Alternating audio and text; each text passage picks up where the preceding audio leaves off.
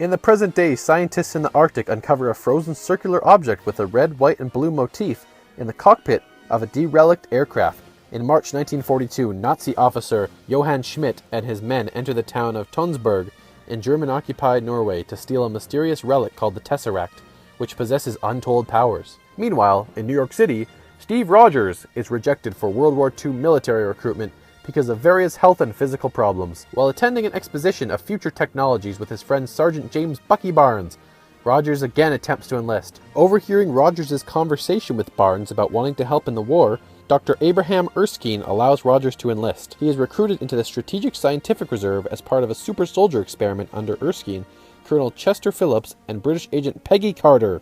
Phillips is unconvinced by Erskine's claims that Rogers is the right person for the procedure, but relents after seeing Rogers commit an act of self-sacrificing bravery. The night before the treatment, Erskine reveals to Rogers that Schmidt underwent an imperfect version of the procedure and suffered permanent side effects. Back in Europe, Schmidt and Dr. Arnim Zola harness the energies of the Tesseract, intending to use the power to fuel Zola's inventions, mounting an offensive that will change the world. Schmidt discovers Erskine's location and dispatches an assassin to kill him. In the US, Erskine subjects Rogers to the super soldier treatment, injecting him with a special serum and dosing him with Vita rays.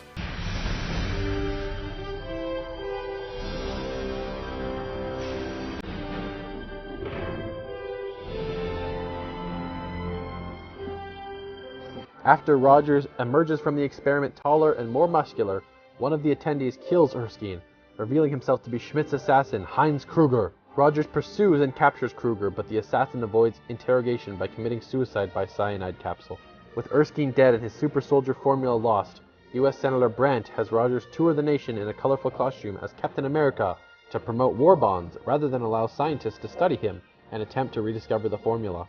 In 1943, while on tour in Italy performing for active servicemen, Rogers learns that Barnes' unit was MIA in a battle against Schmidt's forces. Refusing to believe that Barnes is dead, Rogers has Carter and engineer Howard Stark fly him behind enemy lines to mount a solo rescue attempt. Rogers infiltrates the fortress of Schmidt's hydra organization, freeing Barnes and the other prisoners. Rogers confronts Schmidt, who removes his mask, revealing a red skull-like visage that earned him the name the Red Skull. Schmidt escapes and Rogers returns to base with the freed soldiers.